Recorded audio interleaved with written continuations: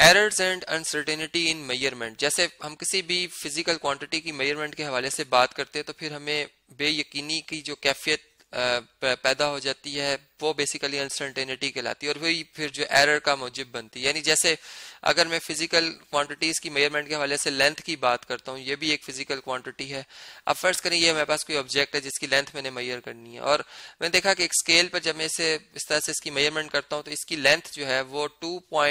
यहाँ पे अगर हम देखें तो 2.3 सेंटीमीटर से ज्यादा है कुछ और 2.4 सेंटीमीटर से ये कुछ कम है। अब मसला ये कि यहाँ पर ही बेयकीनी की जो कैफियत आई है इसे हम कहते हैं अनसर्टेनिटी। और अब इस अनसर्टेनिटी को अगर हम सही तरह से यानी इस चीज को ना समझ पाए तो इससे गलती जो है वो पैदा हो जाती है जिसे हम एरर कहते हैं। अब वो एरर जो है वो 3 तरह के हो सकते हैं। यानी वो एरर किस तरह के 3 तरह के हो सकते हैं, उनमें पहला जो हमारे पास पहली जो टाइप बन सकती है वो पर्सनल एरर बनती है जी, पर्सनल एरर। जो सेकंड टाइप बनती है हमारे पास वो हमारे पास बन जाती है जी सिस्टमैटिक एरर और सिस्टमैटिक एरर, ठीक है। और जो लास्ट बन जाती है वो रैंडम एरर बन जाती है। अब ये 3 तरह के एरर हो सकते हैं। अब हम इनको वन बाय वन समझते हैं कि आखिर इन तीनों एरर्स में आपस में क्या फर्क है और कैसे इसको खत्म इस एरर से हम कैसे इसको मिनिमाइज कर सकते हैं, इसको कैसे खत्म किया जा सकता है एरर को।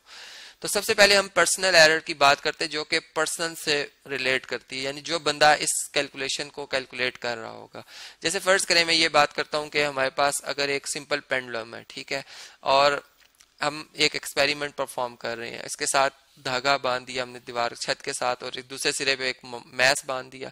अब ऐसा है कि जो ऑब्जर्वेशन ले रहा है बंदा वो इसका जो प्रोसीजर है वो इसको सही तरह से अडॉप्ट नहीं कर रहा, यानी जो जो बातें बताई गई थी कि आपने इन चीजों की एहतियात करनी है इनकी एहतियात नहीं करता। फर्ज करें वो जब ये रीडिंग नोट करता स्टॉप वॉच से कि कितनी देर में ये पेंडुलम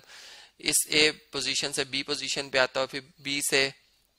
सी और फिर वापस, यानी इसी तरह से वो ए पे आएगा, इस टाइम को नोट कर रहा है। लेकिन वो साथ में इस रीडिंग के बहुत ही क्लोज है, यानी उसकी जो सांस की जो हवा है वो इस रीडिंग पर पड़ रही है, जिससे क्या होगा जी कि उसकी ये रीडिंग जो है वो सही तरह से नहीं आएगी। अब ये वो एक तो वजूहात बन सकती हैं ये रीडिंग लेने की, ठीक है। अब दूसरी बात यह है कि ऐसा भी हो सकता है कि जैसे हम किसी लिक्विड की वॉल्यूम की बात करते हैं, एक हमारे पास एक ट्यूब है जी, ठीक है, उसमें हमने कोई लिक्विड जो है इसके अंदर डाला और इसका वॉल्यूम हम नोट करना चाहते हैं कि कितने मिलीलीटर है। अब ऐसा है कि जब वो हम इसमें डालते हैं लिक्विड तो उसकी विस्कोसिटी की वजह से वो क्या होगा जी, इस तरह से इसमें मिनिस्कस जो है वो पैदा होगा, यानी यहाँ से वो इस तरह से और इधर से इस तरह से हमें ऊंचा दिखाई देगा। अब ये मिनिस्कस जो बन रहा है, फर्ज करें ये रीडिंग यहाँ पर आ रही है 29 मिलीमीटर, ठीक है, यहाँ पे आ रही है, यहाँ पे आ रही है 30 मिलीलीटर और इधर आ रही है जी 28 मिलीलीटर। अब अगर वो पर्सन जो है जो ऑब्जर्वेशन ले रहा है वो अपनी आई को बिल्कुल एग्जैक्ट जो है उस रीडिंग के सामने नहीं अगर रखता, ठीक है, अगर सामने नहीं रखता तो क्या होगा कि वो मिनिस्कस, एक तो लोअर मिनिस्कस के सामने उसने रीडिंग लेनी है, ठीक है, अपर को लेगा तो वो ज्यादा शो होगी और फिर उसको बिल्कुल रीडिंग को अपनी आई के सामने रखते हुए रीडिंग लेगा, यानी इसकी जो प्रिकॉशनरी मेजर्स हैं वो अगर वो नहीं परफॉर्म कर रहा तो ये जो एरर राइज होगा वो इससे हम कहते हैं कि ये एरर जो है ये पर्सनल एरर है, ठीक है, जैसे मैंने बात की थी शुरू में। अब इसमें और भी वजूहात हो सकती हैं। अब इस तरह के एरर्स जो अराइज होते हैं वो पर्सनल एरर्स में आ जाते हैं। फिर इसके बाद अगर हम इससे आगे चलते हैं तो हमारे पास एक और टाइप आती है जी एरर की। चलिए इधर ही स्पेस अगर होगा तो इधर ही बना लेते हैं जी इसे। अब है जी सिस्टमैटिक एरर, यानी हम जिस सिस्टम से वैल्यूज को निकाल रहे हैं उसकी मेजरमेंट कर रहे हैं, फर्ज करें वो सिस्टम जो है वो पहले से ही एरर शो कर रहे हैं। जैसे अगर मैं एक वेट मेजर करने वाली जो मशीन होती है जो कि बेसिकली मैस मेजर कर रही होती है, लेकिन उस पे हम जब खड़े होते हैं इस तरह से यहाँ पर रीडिंग आ रही होती है, ठीक है, केजीज के हवाले से। फर्ज करें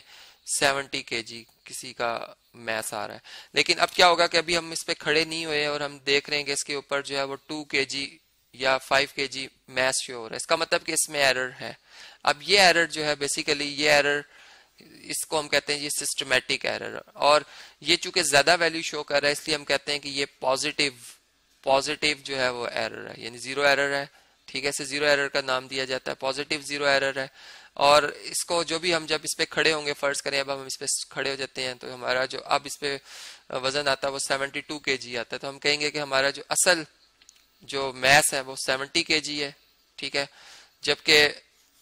जो इसमें 2 kg था वो इसका एरर था। फिर इसी तरह अगर फर्ज करें हम अभी इस पे खड़े नहीं हुए हैं, ठीक है, और इस पे जो यानी हम कोई चीज रखते हैं, फर्ज करें यहाँ पे मैं कोई ऑब्जेक्ट रखता हूँ जिसका मैस 2 kg और ये इस पे अब 0 kg शो करता है, यानी ये शो कर रहा है कि इस पे कुछ नहीं पड़ा हुआ, तो इसका मतलब है कि, और अगर फर्ज करें इसमें मैं उससे थोड़ा सा ज्यादा मैस रखता हूँ, मैं 3